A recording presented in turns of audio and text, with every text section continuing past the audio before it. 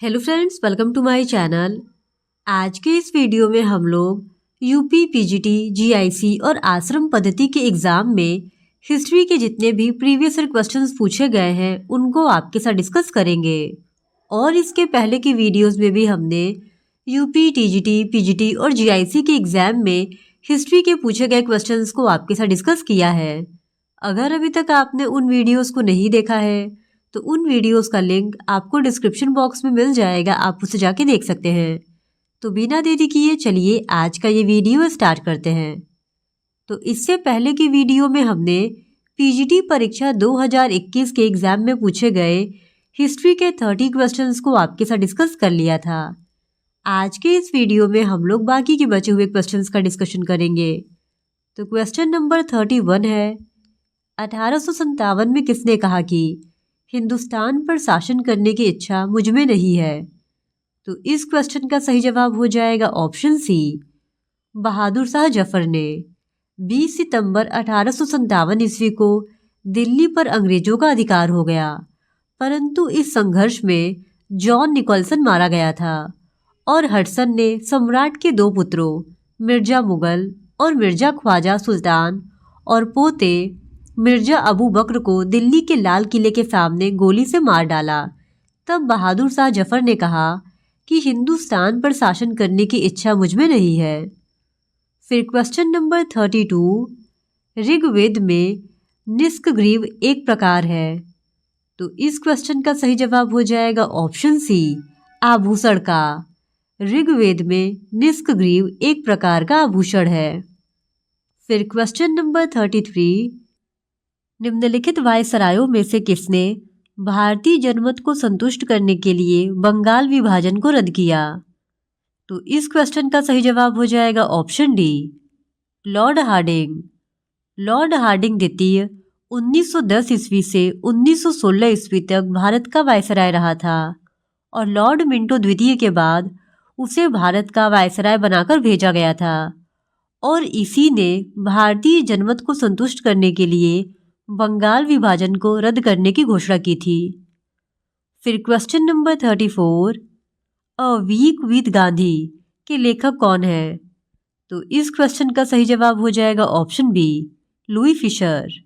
A week with Gandhi के लेखक Louis Fischer हैं और लुई फिशर मई 1942 में भारत आए थे और वे 2 महीनों के लिए भारत में ही थे और जून की भीषण गर्मी में उन्होंने गांधी जी के आश्रम में गांधी जी के साथ 1 सप्ताह बिताया था और गांधी जी उन्हें प्रतिदिन 1 घंटा दिया करते थे।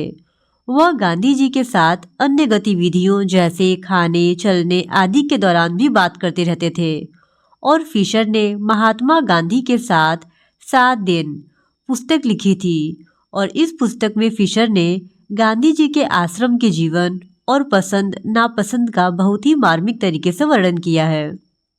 फिर क्वेश्चन नंबर 35, किस चोल शासक ने श्रीलंका में अपनी स्वर्ण और ताम्र मुद्राओं का प्रचलन कराया? तो इस क्वेश्चन का सही जवाब हो जाएगा ऑप्शन सी, राजराज प्रथम ने। राजराज प्रथम का प्रारंभिक नाम अरुमोलीवर्मन था जो 985 ईस्वी में गद्दी पर बैठा था और राजराज प्रथम के एक लेख से यह सूचना मिलती है कि उसने कोल्लम, कोल देश तथा कोंडुगोल्लूर के राजाओं को पराजित किया और समुद्र के शासक से अपनी सेवा करवाई थी। केरल तथा पांड्य राज्यों को जीतने के पश्चात राजराज अनुराधापुर को नष्ट कर दिया और उसने स्वर्ण, रजत और तांबे के सिक्के भी जारी किए थे और तंजौर अभिलेख से उसके सामरिक अभियानों का वर्णन प्राप्त होता है। फिर क्वेश्चन नंबर 36, द नवाब नामक प्रसिद्ध नाटक किसके द्वारा लिखा गया है? तो इस क्वेश्चन का सही जवाब हो जाएगा ऑप्शन बी, फ्रूट के द्वारा। द नवाब नामक प्रसिद्ध नाटक फ्रूट के द्वारा लिखा गया है। फ्रांसिस्को पेल्सर्ट एक डच फैक्टर था जो जहांगीर के काल में भारत आया था और वह आगरा में डच टकसाल का अध्यक्ष था और अपने यात्रा विवरण में उसने भारत की अनेक स्थानों के सामाजिक और आर्थिक परिस्थितियों का रोचक वर्णन भी किया था। फिर क्वेश्चन नंबर 37, वह सुल्तान जो अधिराजत्व में विश्वास करता था, न कि प्रभु सत्ता पर था। तो इस क्वेश्चन का सही जवाब हो जाएगा ऑप्शन सी, अलाउद्दीन खिलजी। अलाउद्दीन खिलजी वह सुल्तान था जो अधिराजत्व में विश्वास करता था, न कि प्रभु सत्ता पर। और अलाउद्दीन भी बलबन के समान राजत्व के सिद्धांत में विश्वास करने वाला व्यक्ति था। और अलाउद्दीन भी राजा के देवी सिद्धांतों में विश्वास रखता था। फिर क्वेश्चन नंबर 38, व्यापारिक चौकियों का उल्लेख सर्वप्रथम किस मध्यकालीन ग्रंथ से मिलता है? तो इस क्वेश्चन का सही जवाब हो जाएगा ऑप्शन बी, तबकात-ए-नासरी। व्यापारिक चौकियों का उल्लेख सर्वप्रथम मिन्हाज उस सिराजकृत तबकात-ए-नासरी नामक ग्रंथ में मिलता है। और तबकात-ए-नासरी एक विस्तृत ग्रंथ है जिसमें न केवल दिल्ली सल्तनत के गुलाम वंशों के सुल्तानों के शासन का वर्णन किया गया है, बल्कि इसमें इस्लाम के उत्थान, खलीफाओं के शासन, ईरान के शासकों, भारत में तुर्कों के शासन का प्रारंभ, गजनी और गौर वंश का इतिहास, मुसलमानी राज्यों पर मंगोलों के आक्रमण आदि का भी विस्तृत वर्णन किया गया है। और मिन्हाज ने अपना ग्रंथ तबकात-ए-नासरी नसीरुद्दीन महमूद को समर्पित किया था और उसे दिल्ली का आदर्श सुल्तान बताया था। फिर क्वेश्चन नंबर 39, साइमन कमीशन की नियुक्ति के समय भारत मंत्री लॉर्ड बर्कनहेड इंग्लैंड के किस राजनीतिक दल के सदस्य थे? तो इस क्वेश्चन का सही जवाब हो जाएगा option C, Conservative Party. Simon Commission की नियुक्ति के समय भारत मंत्री लॉर्ड बर्कनहेड इंग्लैंड के कंजर्वेटिव पार्टी के सदस्य थे। और साइमन कमीशन में ब्रिटिश संसद के 7 सदस्य सम्मिलित थे। इनमें हाउस ऑफ कॉमन्स में लिबरल पार्टी के सर जॉन साइमन अध्यक्ष बनाए गए और हाउस ऑफ लॉर्ड्स में कंजर्वेटिव पार्टी के बाथम और स्ट्रेथकोना और हाउस ऑफ कॉमन्स में लेनफेक्स और कैडगन और हाउस ऑफ कॉमन्स में लेबर पार्टी के एटली और बर्नोन हॉर्टशोन अन्य सदस्य बनाए गए थे। फिर क्वेश्चन नंबर 40, हुविस्क के सिक्कों पर अंकित अहूर माजदा देवता का संबंध था। तो इस क्वेश्चन का सही जवाब हो जाएगा ऑप्शन डी, पारसी देवता से। हुविस्क ने बहुत से स्वर्ण एवं ताम्र सिक्कों का प्रचलन किया था और हुविस्क के कुछ रजत सिक्के भी प्राप्त हुए हैं और इसके ऊपर ईरानी वेशभूषा में राजा की आकृति बनी हुई है। और हुविस्क के सिक्कों पर विभिन्न प्रकार के देवी देवताओं की आकृतियां हैं और यूनानी एवं रोमन लिपि रोमन वेशधारी देवी की भी आकृति इस पे अंकित है, जिस पर रोमा नाम लिखा हुआ है। और इसके सिक्कों पर यूनानी देवी देवता, पारसी देवताओं एवं भारतीय देवताओं के भी आकृति प्राप्त होते हैं। फिर क्वेश्चन नंबर 41, मोहम्मद बिन तुगलक की प्रमुख घटनाओं की जानकारी रेहला ग्रंथ में है। यह किस भाषा में लिखी गई है? तो इस क्वेश्चन का सही जवाब हो जाएगा ऑप्शन ए, अरबी में। मोहम्मद बिन तुगलक की प्रमुख घटनाओं की जानकारी रेहला नामक ग्रंथ से प्राप्त होती है और रेहला की रचना अफ्रीकी यात्री इब्न बतूता ने अरबी भाषा में की थी, जो उसकी यात्रा वृत्तांत है। और इस ग्रंथ में भारत की राजनीतिक, सामाजिक, आर्थिक और सांस्कृतिक स्थिति का विस्तृत वर्णन किया गया है। इसमें सुल्तान गयासुद्दीन तुगलक की गुप्तचर व्यवस्था, डाक व्यवस्था और उसकी मृत्यु की परिस्थितियों का वर्णन है। फिर क्वेश्चन नंबर 42, ह्वेनसांग जब अपने देश वापस जा रहा था तब किसे सीमांत तक उसका मार्गरक्षक का कार्य दिया गया था? तो इस क्वेश्चन का सही जवाब हो जाएगा ऑप्शन ए, उदिता। ह्वेनसांग चीनी यात्री था जो बौद्ध ग्रंथों का संकलन करने के लिए ईसा की 7वीं सदी में भारत आया था और लगभग 15 वर्ष तक इस देश में रहा। और उसने अपने यात्रा संस्मरण को एक पुस्तक के रूप में सियुकी नाम से संकलित किया। और वार्ड्स के अनुसार यह भारत का यिंतू शाक्य मुनि एवं यात्रियों में राजकुमार था। और ह्वेनसांग जब अपने देश वापस जा रहा था तब उदिता को सीमांत तक उसका मार्गरक्षक का कार्यभार सौंपा गया था। फिर क्वेश्चन नंबर 43, निम्न पुरास्थलों में से कौन सा महाराष्ट्र में नहीं है? तो इस क्वेश्चन का सही जवाब हो जाएगा ऑप्शन डी, माहेश्वर। माहेश्वर मध्य प्रदेश के खारगोन जिले में स्थित एक ऐतिहासिक नगर और प्रसिद्ध पर्यटन स्थल है। यह नर्मदा नदी के किनारे पर बसा हुआ है और माहेश्वर को महिष्मती के नाम से भी जाना जाता है। और प्राचीन समय में यह शहर होलकर राज्य की राजधानी था और माहेश्वर का हिंदू धार्मिक ग्रंथों रामायण और महाभारत में भी उल्लेख मिलता है। फिर क्वेश्चन नंबर 44, मैंने राजनीति का प्रथम पाठ सुरेंद्र नाथ बनर्जी के चरणों में पढ़ा। यह कथन किस राजनीतिज्ञ का है? तो इस क्वेश्चन का सही जवाब हो जाएगा ऑप्शन बी, मोहम्मद अली जिन्ना का। मैंने राजनीति का प्रथम पाठ सुरेंद्र नाथ बनर्जी के चरणों में पढ़ा। यह कथन मोहम्मद अली जिन्ना का है और मोहम्मद अली जिन्ना, जिन्हें कायदे आजम भी कहा जाता है, एक भारतीय मुस्लिम राजनीतिज्ञ थे जो पाकिस्तान के संस्थापक और प्रथम गवर्नर जनरल बने थे। और जिन्ना ने अपने राजनीतिक करियर का प्रारंभ 1906 के कांग्रेस अधिवेशन में भाग लेकर किया था। प्रारंभ में वे एक राष्ट्रवादी राजनीतिज्ञ थे, लेकिन धीरे धीरे ये सांप्रदायिकता के जाल में फंसते चले गए और जिसकी परिणति भारत से विभाजित होकर एक नए राष्ट्र के उदय के रूप में होती है। फिर क्वेश्चन नंबर 45, अब्दुल रज़ाक भारत का राजदूत विजयनगर के किस शासक के दरबार में आया था? तो इस क्वेश्चन का सही जवाब हो जाएगा ऑप्शन बी, देवराय द्वितीय। सामान्य जन देवराय द्वितीय को हिंदू पौराणिक आख्यानों के देवी शासक इंद्र का अवतार मानते थे और देवराय द्वितीय संगम वंश का महानतम शासक था और गद्दी पर बैठने के बाद उसने कुरान की प्रति सामने रखा तथा बड़े पैमाने पर पहली बार मुस्लिम सैनिकों की नियुक्ति की थी।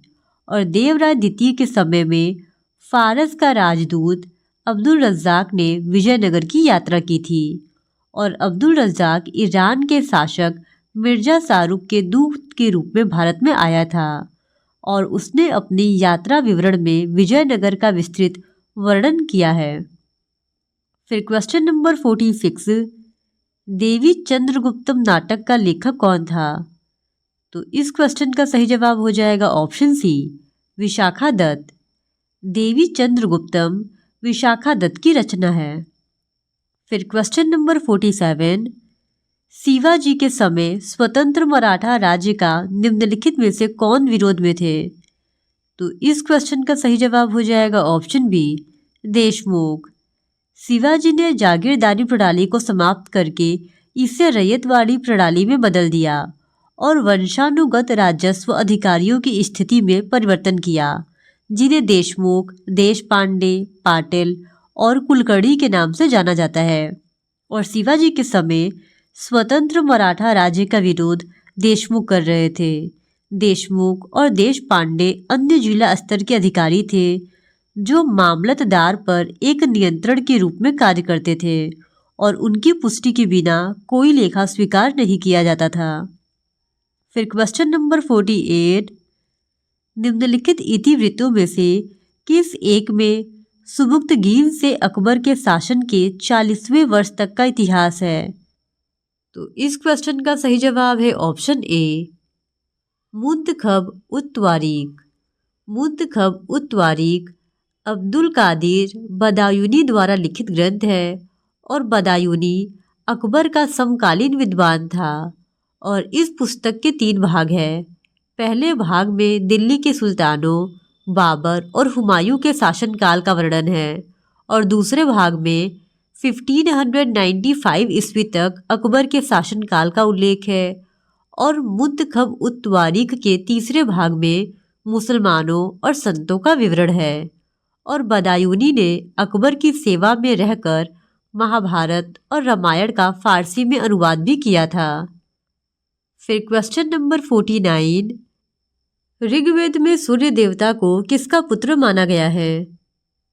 तो इस क्वेश्चन का सही जवाब है ऑप्शन डी, दयूस का। सूर्य पौराणिक देवताओं में से एक है और उन्हें सर्वोच्च भगवान आदिशक्ति के रूप में माना जाता है। उन्हें देवी अदिति और दयूस का पुत्र कहा जाता है। फिर क्वेश्चन नंबर 50, अकबर ने किस सिख गुरु को 500 बीघा जमीन दान के रूप में दिया था? तो इस क्वेश्चन का सही जवाब हो जाएगा ऑप्शन बी, गुरु रामदास को। गुरु रामदास अकबर के समकालीन और अमरदास के दामाद थे। अकबर ने इन्हें 500 बीघा जमीन प्रदान की थी और इसी जमीन पर इन्होंने अमृतसर नामक शहर बसाया था। पहले इस नगर का नाम रामदासपुर था, लेकिन इनके अनुयायियों को रामदास ही कहा गया और रामदास ने अपने तीसरे पुत्र अर्जुन को उत्तराधिकारी नियुक्त करके गुरु का पद पैतृक बना दिया था।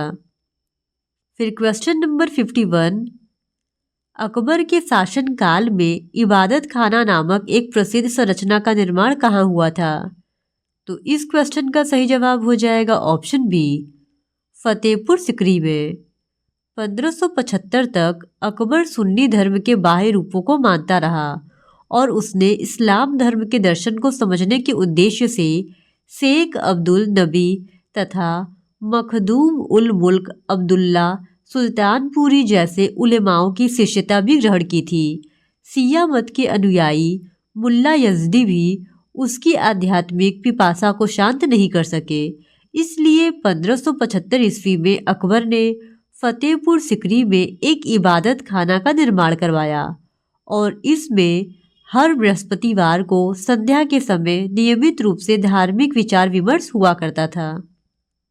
फिर क्वेश्चन नंबर 52, निम्नलिखित किस शासक ने इलाही प्रकार की मुद्राओं को चलाया? तो इस क्वेश्चन का सही जवाब हो जाएगा ऑप्शन सी, अकबर। मुगल मुद्रा व्यवस्था को सुव्यवस्थित रूप प्रदान करने का श्रेय अकबर को प्राप्त है और आईने अकबरी ने अबुल फजल ने विवरण दिया है कि अकबर ने 26 सोने के, 9 चांदी के और 4 प्रकार के तांबे के सिक्के चलवाए थे और अकबर द्वारा जारी सोने के सिक्कों में मुहर, ससंब, इलाही, रहस, आत्माह, बिनसाद, चगुल और लाल या जलाली आदि शामिल है। फिर क्वेश्चन नंबर 53, किस शिलालेख में अशोक अपने को पियदस्सी लाजा मगधे कहता है? तो इस क्वेश्चन का सही जवाब हो जाएगा ऑप्शन बी, भाबरू शिलालेख में। भाबरू शिलालेख राजस्थान में जयपुर के निकट स्थित है और यहाँ से एक चट्टान पर अशोक से संबंधित एक लेख प्राप्त हुआ है। इसमें अशोक का नाम पियदस्सी लाजा मगधे मिलता है और इसी अभिलेख में बौद्ध धर्म के त्रिरत्न बुद्ध, धम्म और संघ का उल्लेख भी मिलता है। फिर क्वेश्चन नंबर 54, किसने पुस्तक अ गिफ्ट टू मोनोथिस्टस का पर्सिया में लेखन किया? तो इस क्वेश्चन का सही जवाब हो जाएगा ऑप्शन सी, राजा राम मोहन रॉय ने। बंगाल में प्रारंभ हुए सुधार आंदोलन का नेतृत्व राजा राम मोहन रॉय ने किया था और इन्हें नवपाषाण का अग्रदूत, सुधार आंदोलनों का प्रवर्तक, आधुनिक भारत का पिता और नव प्रभात का तारा कहा जाता है और इनका पहला ग्रंथ फारसी भाषा में तोहफत उल मुहद्दीन यानी अ गिफ्ट टू मोनोथिस्टस 1809 ईस्वी में प्रकाशित हुआ था, जिसमें इन्होंने मूर्ति पूजा का विरोध किया और एकेश्वरवाद को सभी धर्मों का मूल बताया था। फिर क्वेश्चन नंबर 55, भीमबेटिका में किस काल से पाषाण चित्रों का बनना प्रारंभ हुआ? तो इस क्वेश्चन का सही जवाब हो जाएगा ऑप्शन ए, मध्य पाषाण काल से। फिर क्वेश्चन नंबर 56, लखनऊ में 1857 की क्रांति का नेतृत्व कौन कर रहा था? तो इस क्वेश्चन का सही जवाब हो जाएगा ऑप्शन बी, बेगम हजरत महल। लखनऊ में 1857 की क्रांति का नेतृत्व बेगम हजरत महल कर रही थी। फिर क्वेश्चन नंबर 57, विजयनगर साम्राज्य निम्नलिखित में से किस क्रम में विभक्त था? तो इस क्वेश्चन का सही जवाब हो जाएगा ऑप्शन ए, मंडलम, नाडु, स्थल और ग्राम में। प्रशासनिक सुविधा की दृष्टि से विजयनगर साम्राज्य को प्रांतों में विभाजित किया गया था और इनके विभाजन का क्रम इस प्रकार था। सबसे पहले राज्य या मंडलम आता था, उसके बाद कुट्टम या वलनाडु, फिर नाडु, फिर मेलाग्राम, फिर ओरिया ग्राम, और प्रांतों की संख्या निरंतर परिवर्तित होती रहती थी। फिर क्वेश्चन नंबर 58, ऋग्वेद में धनाढ्य व्यक्ति के लिए निम्नलिखित में से किस शब्द का प्रयोग किया गया था? तो इस क्वेश्चन का सही जवाब है ऑप्शन डी, गोमत का। ऋग्वेद में धनाढ्य व्यक्ति के लिए गोमत शब्द का प्रयोग हुआ है और ऋग्वेद में कृषि की अपेक्षा पशुपालन का अधिक महत्व था और पशुओं में गाय की सर्वाधिक महत्ता थी और गाय की गणना संपत्ति में की जाती थी और आर्यों की अधिकांश लड़ाइयाँ गायों को लेकर ही होती थी। फिर क्वेश्चन नंबर 59, रुपया रूप प्रकार के सिक्कों के निर्माण में किस धातु की अधिकता होती थी? तो इस क्वेश्चन का सही जवाब हो जाएगा ऑप्शन डी, रजत यानी कि सिल्वर की। रुपया रूप प्रकार के सिक्कों के निर्माण में रजत यानी सिल्वर की अधिकता होती थी। फिर क्वेश्चन नंबर 60, किस अंग्रेज यात्री ने अकबर के अधीन रत्न विशेषज्ञ की नौकरी प्राप्त की थी? तो इस क्वेश्चन का सही जवाब है ऑप्शन बी, विलियम लिट्स ने।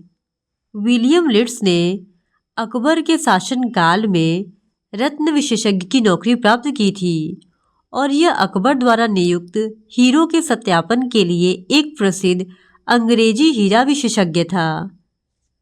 फिर क्वेश्चन नंबर 61, ऋग्वेद में धान्यकृत शब्द का प्रयोग हुआ है।